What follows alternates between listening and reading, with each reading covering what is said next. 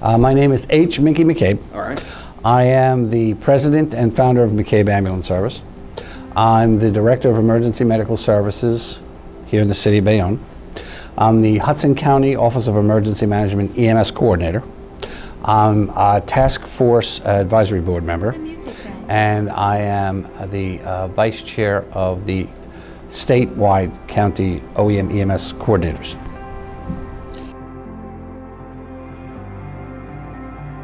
I wore many hats during that period of time. And in EMS here in New Jersey, all of the efforts more or less carry over from one to the other. So although I was responsible for running the city of Bayonne, I was also responsible for seeing to it that adequate resources were available throughout the entire county. At the same time, participating in any of the activities statewide as it related to the needs of neighboring communities and the resources being generated from outside the state to assist us to get through these most trying times. Here in Hudson County, worst hurt would definitely have been Hoboken because they were underwater. Jersey City was worst hurt in the sense that they took flooding into their hospital facility, but they also are the largest community in the county, and they lost 8 of their ambulances.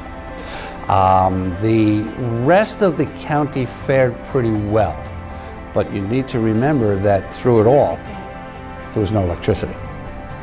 And with no electricity, there's no food, and there's no gas. And it's dark at night.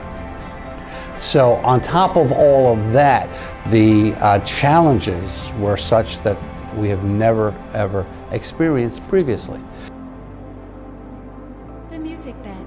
We had no problem whatsoever getting staff.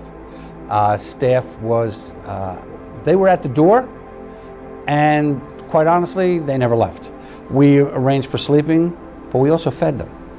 We were very fortunate in the sense that being part of emergency services, the mayor and the public safety director saw to it that EMS was included along with police and fire to be fed through resources that we had set up in the community to see to it that every senior citizen was fed. No one went hungry. And that was through the efforts of one of the local diners in town that found a generator that was being unused and plugged it into their facility, powered up their entire diner. There were lines 2 and 3 blocks long to get to that diner. It was the only diner open. And that diner saw to it that emergency services and seniors were fed. So by coming to work, you also got a hot meal.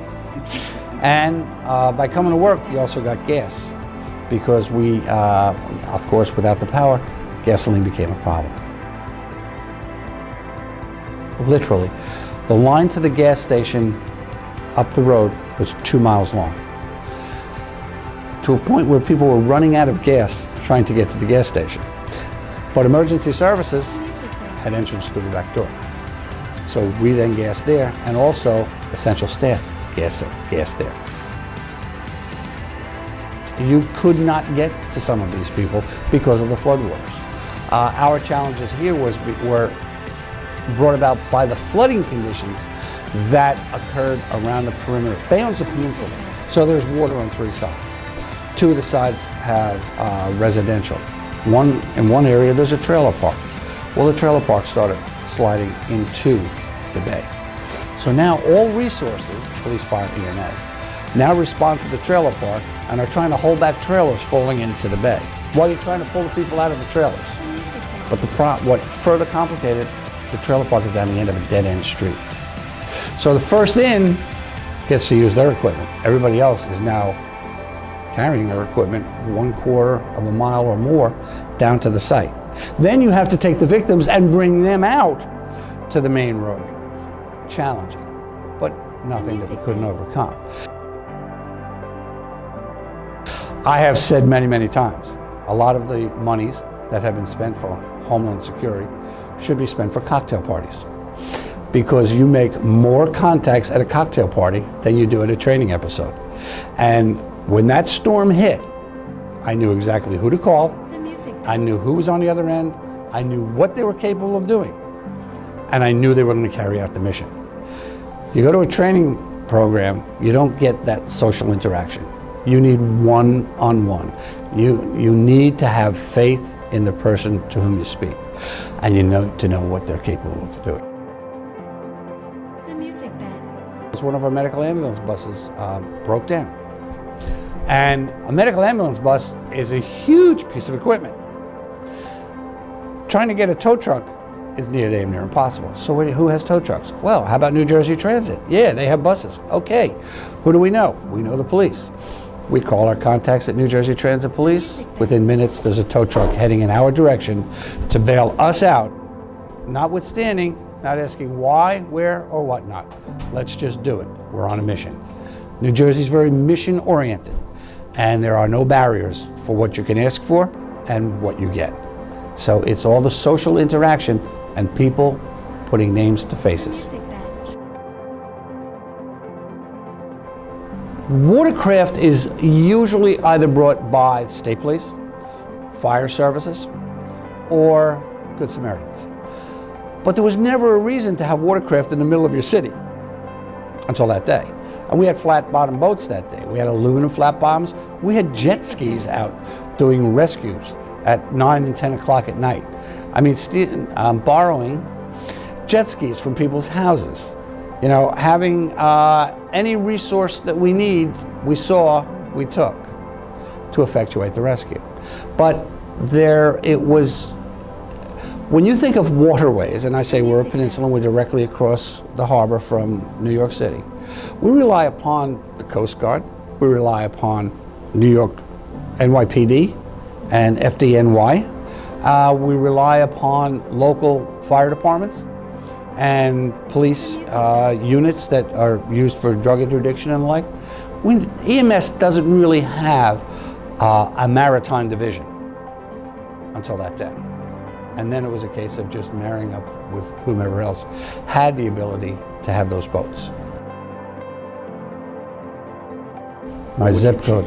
The music bed. Yeah, if I could change anything, I'd move. To be very candid as to what I would change, I wouldn't change a damn thing.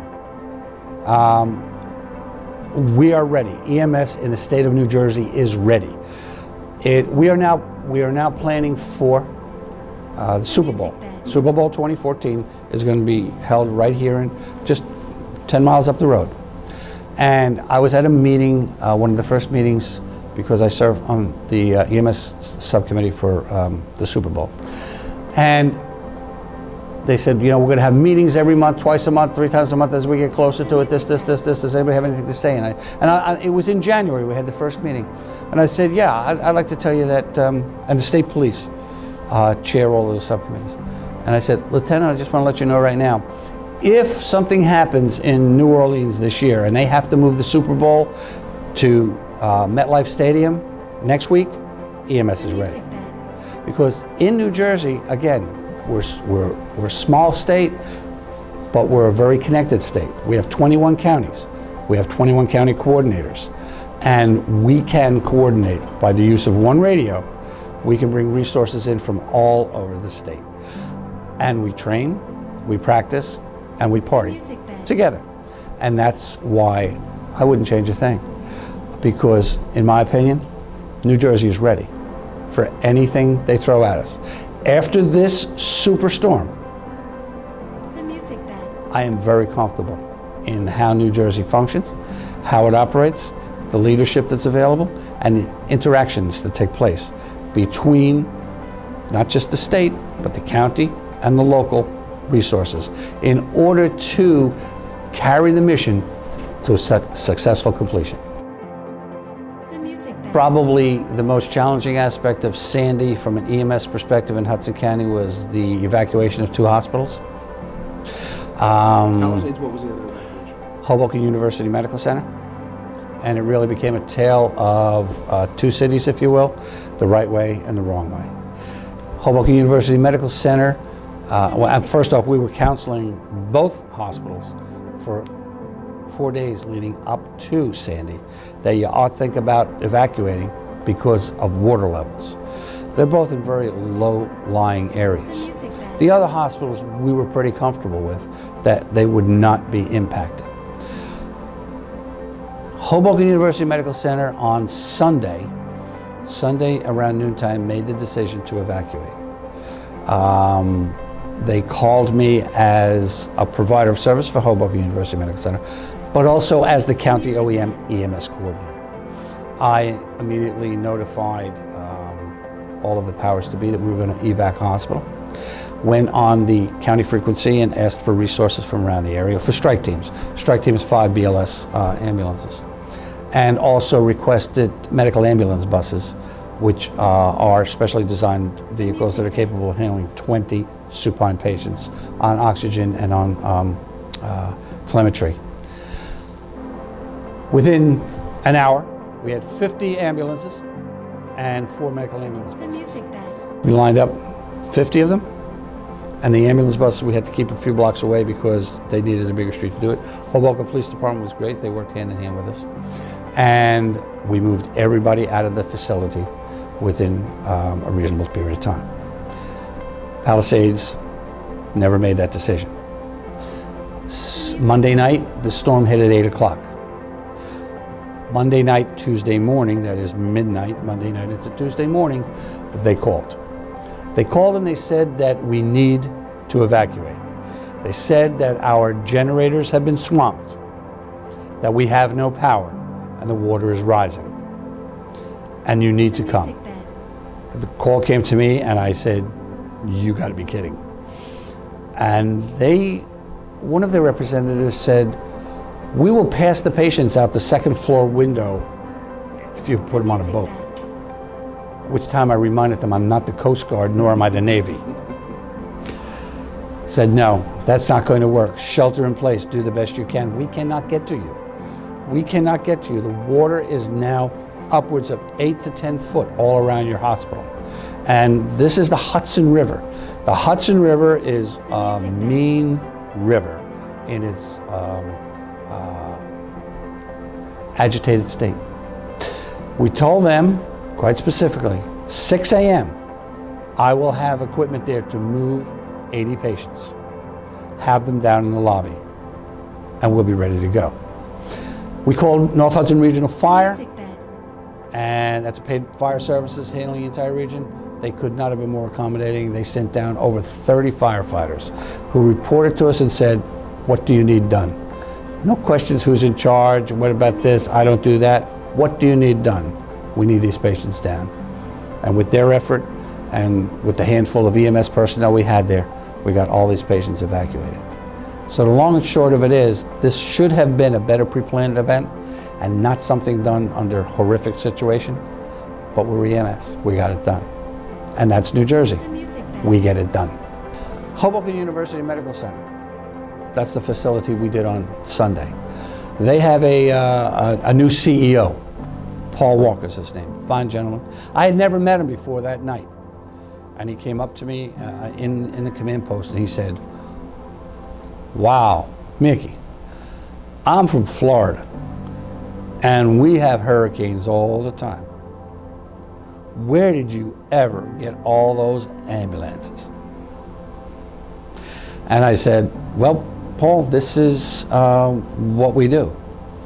He said, I am just totally amazed. I've never seen anything like this in all my years of handling hurricanes.